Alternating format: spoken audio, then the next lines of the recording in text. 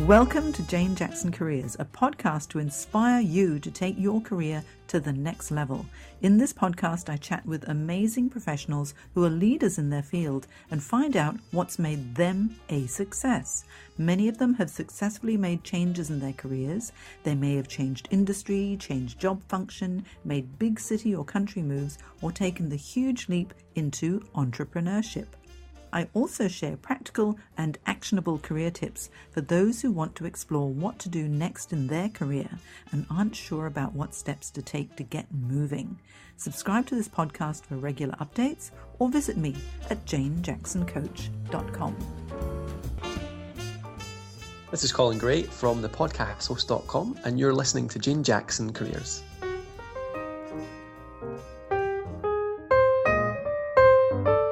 Well, hello and welcome back to my Careers podcast. Today, I'm lucky to have Brian Quirke, Executive Coach and Director of PHR Consulting with me. Brian's business career spans 45 years, much of it spent in banking and finance, where he held a number of leadership positions in both support, head of human resources, and in the line, head of retail branch banking. Since departing the banking industry, he has moved through a number of senior roles in professional services, including Outplacement, Recruitment, and for the last 10 years as an owner of PHR Consulting, where he works as a leadership and career coach. He's far from convinced that leadership has improved much, if at all, during his time in the commercial world, and believes that this is having a detrimental impact of the quality of the lives many people live. He believes that through improving the skills of leaders, you create a trickle-down effect that not only engages employees, but ultimately creates better lives. And so, let's say a big welcome to Brian. Thank you, Jane. Well, it's very nice to have you on the show today, Brian. My pleasure. And so now, as you know, this podcast is all about careers and career progression. So I'd like to find out how you made all of the multiple transitions that you've made in your career. So how about to kick it off, we'll start off with what sort of career did you dream of as a little boy? Well, I think if we go back to when I was a little boy, and it was mid-60s, I don't think in those days there was such a thing as a dream, to be honest. I think at that point, it was all about getting a role. After you left school, you went and worked, and you got a job that was as secure as possible in as prestigious an industry as you possibly could. So in terms of sitting there was no career guidance from schools either. So there was nothing there to suggest what you should do about what your interest might be. So ultimately, if you were lucky enough, as I was, to matriculate and get a scholarship to university, you went off and you did something that you thought might be interesting. In my case, that was economics, because that was something at school that I found engaging, with a view to nothing at all, apart from simply doing that degree. So at 17, I left the country, came to the city, and had to work out how to transition from being at home and at school to getting through living in Sydney by yourself and going to university. So it was really it's more, and I still think there's a lot of accidents. I think it's just, that seemed like a good idea at the time, but at 17, what could I possibly know about what I might want to do when I was 40? Yeah. So it was an accident. Yeah, I suppose, it's so true, because most teenagers don't really know what they want. But I think nowadays they do dream, probably because there's social media and there's so much on television and people can see what different careers there are. But as you say, back in the 1960s, it was a matter of you go to school or you go to university after school and then you get a job, you get a proper job. That's right. And then there were certain jobs that you could choose, and they were probably like a doctor, a lawyer, a dentist, a businessman, just a whole myriad of careers, but they were like the traditional careers. So there was no dreaming, no hoping that, you wanted to be an astronaut or...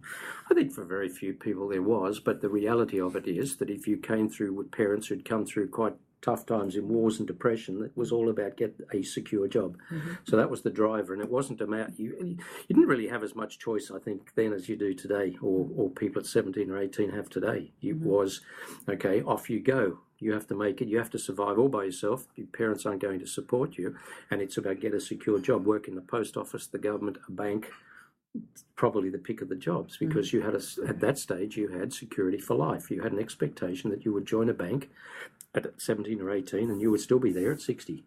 Yeah, actually, it's interesting that you say the security for life thing because well, back in the day when I was growing up as well, because we're both baby boomers, it was the main thought was that you start working somewhere, and if you do a really good job, they'll tap you on the shoulder and give you a promotion, give you a bit more money. Later on, maybe you get another promotion and you climb the career ladder. And then hopefully you get enough tenure and you end up getting that watch for long service, and then you get your long service leave and you retire. And that I know that's what I had in my mind when I was growing up. Perhaps that was a little bit like what you thought as well when you first started working. Yeah, look, I think very similar. I think the whole piece about working was you work to retire, which is, and the people who were at the retirement age in banking when I joined had a very clear picture of what it looked like. The whole world was built around that retirement piece. So you did, and if you were any good, you expected that you would get promotions and you would get more money and you would get more status, and so it went on. But you also expected to be in the same entity when you were 60 as you were when you were 17, and whether that's working for a public sector thing like Sydney Water or one of the electricity, as in those days, utilities, that was what you did. It wasn't about, and certainly loyalty was valued enormously. So if you'd worked in a place for 20 years, then you were seen to be a loyal person. Today, if you work in a place for 20 years, you're seen to be, what would be the word? A bit stuck. Yes, that's right. And so it's completely contrary to what it was. So you went in, you did your stuff, but it was a different world, a completely different world. So to your point about someone at 17 or 18, they dream. I think they dream today, but the dreams are very fluid and volatile because it's a shifting world. But for anybody at 17 or 18 to think that they can work out what it looks like that will satisfy them through the next 50 years of work or 60 years of work, I think one of the things when we're working with younger people is to have them understand that they are entirely normal by not understanding where they're going or what they're doing. With that vision, they can go, okay, I'm not odd. All my friends seem to have direction and clarity, which they don't, but they appear to. So once people realize that at 17 or 18, you are likely to change direction many times, hopefully, in your career, then it's not so urgent that you make the right decision. So when you finish high school, and you will pick a degree to do in most cases, but it's not for life. It's just that's what you're doing at that time. And as you get older and more experienced and more exposed to the commercial world, you start to work out, okay, there's other things that I'm good at doing that I enjoy, and there's things I thought I'd enjoy that I don't. So lots of people go into the law thinking this will be a wonderfully high-paid career, and they go into the law and then they suddenly get to the reality of the law and the work that they have to do, and it's not necessarily what they want to do. So the fact that I've had a few career changes at my age is relatively minor compared to people today.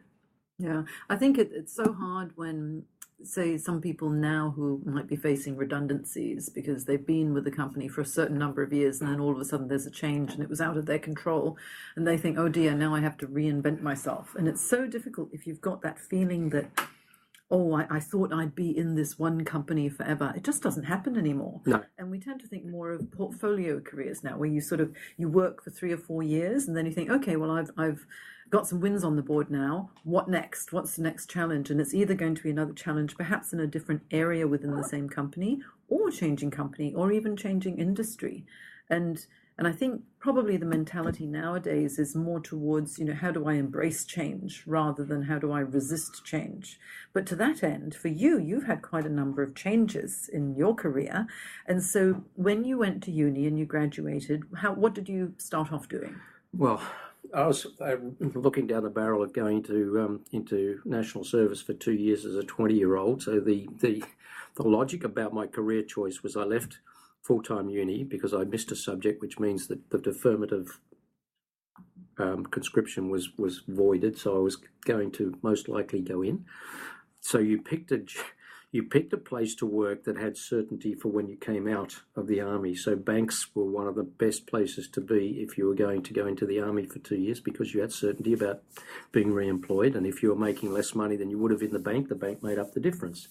So had nothing to do with passion and career and choices. It had to do with expediency. And you knew that at that stage, well, there's a job for me. I don't have to worry. I'll come back out and I'll have a job, and then I'll work out what I do after that. So it wasn't about choices that when you think about what should I be doing that I love to do, it was, let's be pragmatic here, because you had to survive. You had to pay for a flat and pay for all the bits that go with it. So purely pragmatic in those days for almost everybody I knew. So you joined a bank? I joined a bank as a junior and a teller. And how did that progress? Well, I quite enjoyed that because there were people there and there was money and there was lots of stuff to do. And so I worked probably a year or so before I went into the army. I worked then, came out of the army, and I'd been fortunate enough to be in the psychology corps within the army, which then lent me towards the human resources department when I came out. So they snapped me up and put me in there. And then I had a variety of jobs running the internal recruitment centre and then on to other things. So over that period of, I think I was in the bank for 28 years, I had 17 different jobs, each of them a bit bigger than the one before, which is not probably likely to happen much today. So because it wasn't a natural choice didn't mean it wasn't good fun and it wasn't enjoyable and it wasn't successful. It just more good luck than good management. So very little to do with that. The human resources piece, I studied psychology at university, so therefore that kind of lent itself to that. But I was fortunate enough to get into line jobs and other things as well. So and to be in a bank that went through enormous change under Nick Whitlam and John O'Neill and others. So, I look back on that and think that was, it was tough work towards the end, but I think it was just, if it was really bad, I would have left. So it wasn't really bad, and I enjoyed it. So I look back with no regrets on that. And if you ask me what else would I have done, probably there's nothing I can think of that I might have gone and done.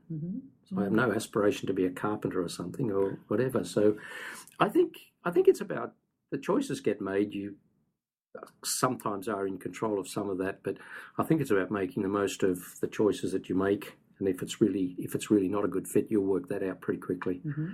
Well, I think you were very fortunate to go into banking and then specialise in the HR area and then have a long career. But after 28 years, that must have been a bit of a shock. So what facilitated the change out of banking? Yeah. Not a shock in the sense that the bank, which was the State Bank of New South Wales, was on the sale block for some time. The government wanted to get rid of it. So we knew that for 4 or 5 years prior to it finally being sold. And it was the piece about getting the bank prepared to do that. But once the sale process had been through, you knew that as part of the senior management team, you weren't going to have a job for very long. That's just a natural part of it because the new owners wanted to take it in a different direction and they needed to get rid of some of the older thinking and more traditional thinking to do that. Fortunately for me, that meant that I was retrenched. Was that difficult? Yeah, it is difficult when you leave a place where you've got status and you've got all the bits that go with that, and you're out there in a world that you have no idea what to do with. You haven't got a resume, you haven't got anything, and you've got not a clue. Let me tell you, not a clue about where to apply. And this was a time before you had the internet, so you had to look for advertised positions in the Herald on a Saturday, and you had to write a letter, and they'd write you a letter back telling you that it hadn't quite worked out. Oh my God, snail mail! I'd forgotten that there was snail mail besides emails. So all of that. So when I left banking, it was at the time when mobile phones had just started coming in, and the internet and email had just begun. So 1996, I think it was.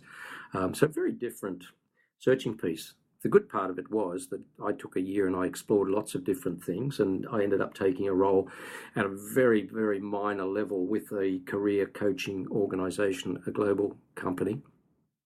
And I do this with a lot of my clients, is sometimes you need to do that to recreate. And after a while of working at a pretty low level with them, they started to realise I could probably do other things. And so they gave me the opportunity to go up to work in Malaysia on a factory closure for several months. So I went up and ran that for them. And then I came back to Sydney and started running their Parramatta office. And ultimately, that's lasted a couple of years. So happenstance, but I think, part of that is I did not do then what I coach my clients to do today. And that is have clarity about what your value proposition is. And to your point earlier, I think very, very few people see their career as an income-producing asset. It is the single biggest source of income that they will ever have. But yet people get caught short when they're retrenched. They haven't thought about anything. They haven't got a resume. They don't know what to do. They don't spend proactive time throughout the year looking at where they're at, adding skills, adding achievement statements, adding stuff to their value proposition. So typically when people get caught, and I'm sure you see it when you're dealing with people who've been retrenched, they haven't got the vaguest clue. Their networks are poor, their documentation's poor, their value proposition's poor, they don't know what they want, and they're suddenly confronted with no income and an urgency. So, and I guess that I mean, it must really ring true for you when you were reinventing yourself in a way after being within a bank for so many years and then going into a different industry. Well, it was still HR, yeah, really. However, it was a different company. It was an outplacement company, not a bank. It would have had a different culture. You were doing all sorts of different things as well. And then going over to Malaysia, where you were experiencing a different culture. So it was all quite new. Quite new, quite different. Must have been quite interesting and exciting too. Interesting, yes, and exciting. I mean, I think everybody has moments where they have a panic attack when at 2 a.m, when you're trying to work out whether this is going to work or whether we'll run out of money before it works. I just think I was fortunate enough to guts it through, to be honest. Things come up if you work at it and you're prepared to at least put yourself in a position where people see what you've got to offer. See, it was scary. A year of doing not much at all was fun, expensive. But so that year, that year in between, was that because it was challenging to find a new role, or did you deliberately decide to take a year's sabbatical and reassess your life? A bit of both. It was. I could afford to take the time out to investigate other things and to be around like-minded people, because I wasn't the only one who left the bank at that time. There were roles around, but I think I was ill prepared to pitch for them. So I certainly interviewed for some HR director roles, but I had no clue about interviewing. I thought that I knew what interviews were like until I went to my first interview, and I realised that I was on the wrong side of the table, because I'd interviewed hundreds of people, but I just didn't think about what I was supposed to do when I was on the other side, and I got badly caught in terms of some of the basic questions. So that's quite sobering. That's the way it is. Yeah, actually, it's quite interesting because whenever I coach professionals who've been HR, and I say to them at the beginning, now coming from an HR background, I would assume that you've got a very strong resume. And they go, well, actually, no, I've never had to have a resume or whatever it might be. And yeah, usually it's the HR people that we do the most work on, because really being on the other side of the interview table, completely different, isn't it? You can't assume that they know what they're going to say or whether they've got responses to behavioural interview questions and all sorts of things. So there's a lot of prep to do. And so, but back to you, Brian, with your career, you transitioned into career coaching and then you took on more leadership roles within that company? Yeah, the initial one with DBM was running the Parramatta, Western Sydney operation, which meant having an office in Parramatta and selling, delivering, doing all the bits that go with running that, because they're fairly small staff and again, large expectations from an owner. That lasted for 2 years, and for whatever reasons, I decided it was time for me to leave. And then I again, to the point about career choices, I was approached by somebody to be the estate manager of one of the big recruitment companies, and I took that role more to get away from the place I was working in than because it was the best role for me. In hindsight, it was probably not the best role at all. So running away from the culture. Yeah, well, running away from management. Not so much the culture was good. The culture was good, but the management was your management is the person you're reporting to and a couple around them, and if that doesn't work, it doesn't work. And so there's a point at which you think this is going nowhere. I need to leave. So I then went for 2 years and ran the New South Wales and Canberra operations for Kelly Services, and again. I ran away from that because I was approached by the DBM to come back and run North Sydney, but I had to get out of the recruitment business because I was not running happily with the management there. So maybe it's me. Well, there's a trend there. but it was at that stage where I had a managing director that I simply could not work with. And then I was approached by DBM to come back and run North Sydney, which was quite attractive because it was a good company and it was good people and it was a good business. But then there came a point where, again, the same trend occurred, and I didn't get along so well with the managing director. Oh, What's well, this tell you? there's a definite trend here, Brian. I think it sounds like you, actually. Yeah, it probably is.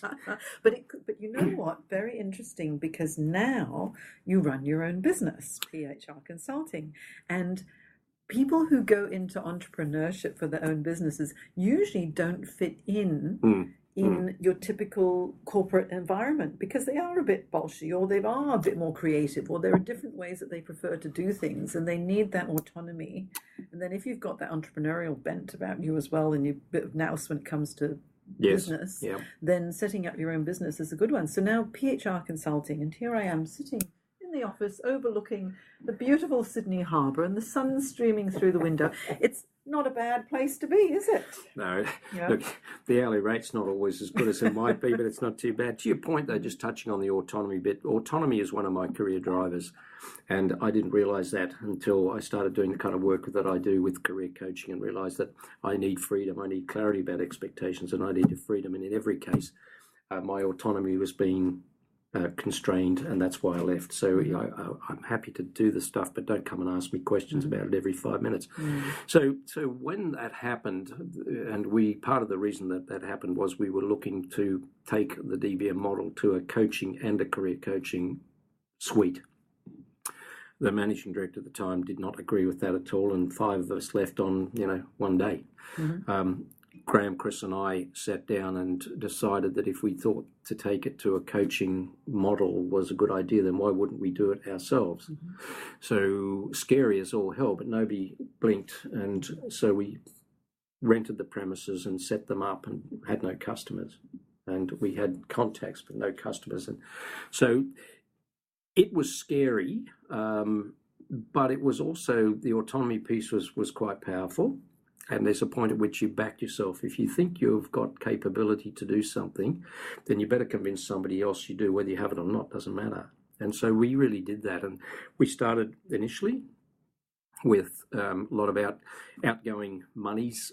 We started to do pro bono targeted coaching for people that we knew. So typically we would target the HR director, and we would offer him or her our services for nothing for one of their people, so they could test what we did. And the idea was that if you like what we do, then perhaps you can talk to us commercially. Otherwise, we're just sitting around drinking red wine, and that was really not that was expensive. Sounds pretty good to me. But then that way, by doing the pro bono work initially, when it comes to consulting, you were developing relationships. Absolutely. So that's the key, isn't it? And skill. Developing relationships, developing your skill, and then if you were doing well, those people for whom you were providing the pro bono coaching would be recommending you to others. And is that how the business built? Absolutely. And what we found were people were, in some cases, not wanting to go to one of the very big providers for the work that they wanted to do. And so they would talk to their network, and their network would say, well, try these guys. They've done some work for us. We're pretty impressed. So go and talk. And we probably got our biggest opportunities at the GFC when there were places that actually just closed up, and they engaged us to come in and clean it. 60, 70 people do the whole piece.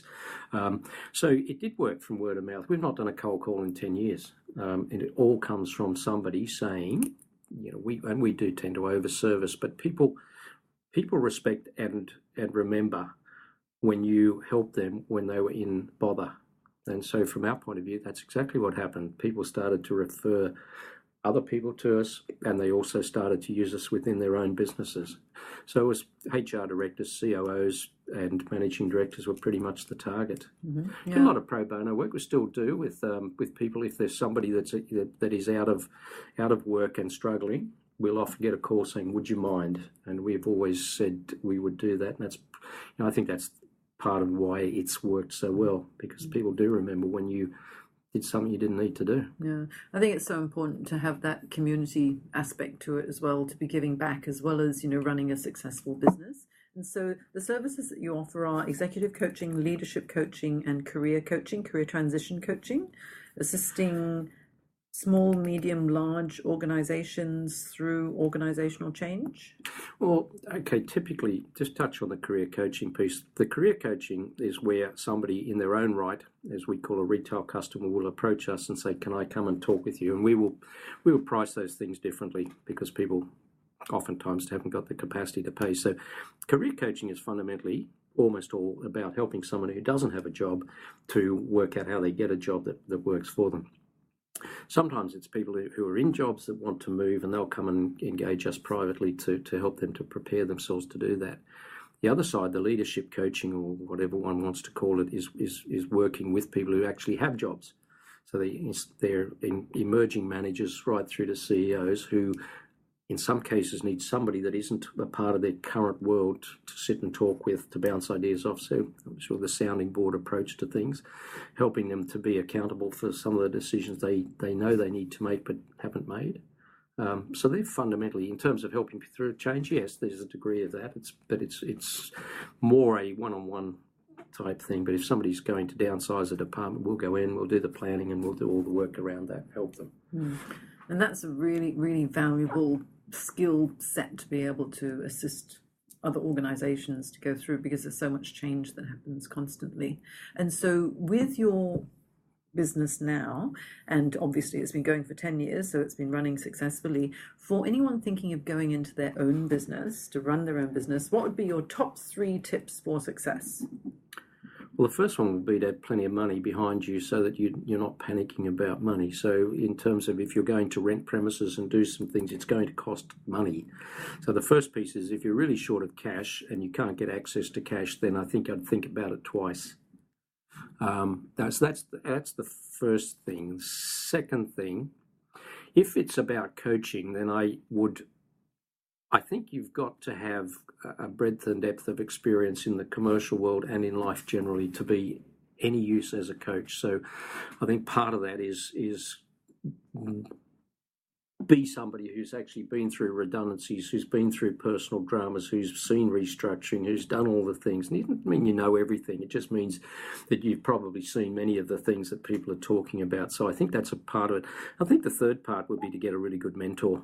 I think get somebody who is a wise head, who is prepared to sit and bounce things almost like your mentor or your coach, but more a mentor than the coach. But somebody who understands how business works, understands the commercial world, has been around enough to understand why your anxieties are actually pretty normal and they can be managed. So probably those 3 things. I think if we hadn't had the money to run the first probably year of the business, we wouldn't be talking in this office today.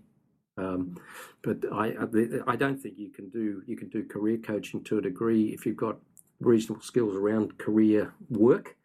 But in terms of helping a CEO to run a business and to make the decisions, I think you need probably best if you run your own business, you've worked in a business, you've had profit and loss experience, all of that stuff.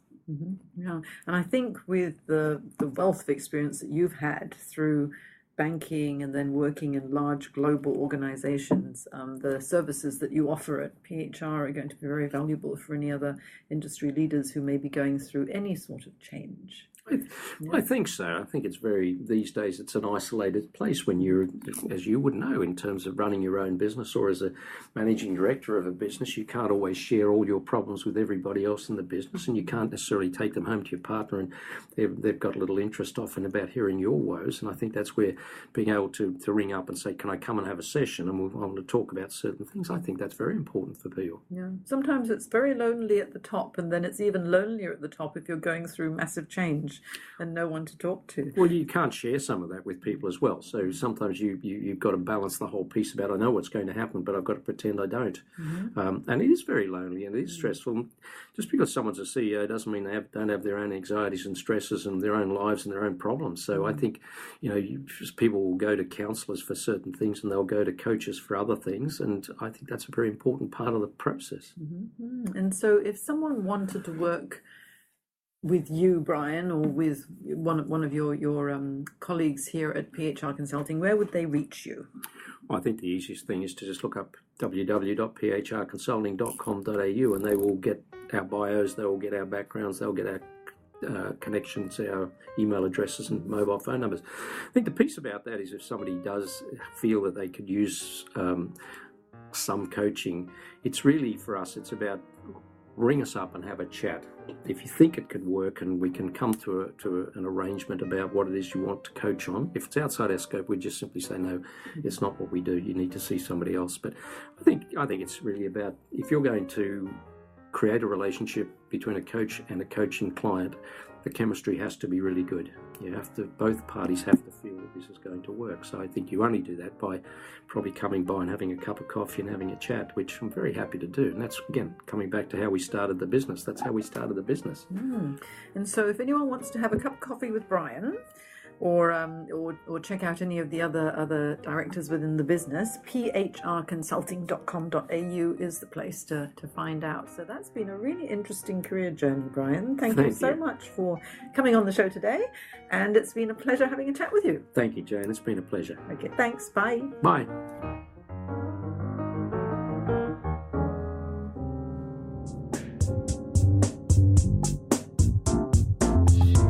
You've been listening to Jane Jackson Careers. Sign up to receive regular career advice at janejacksoncoach.com.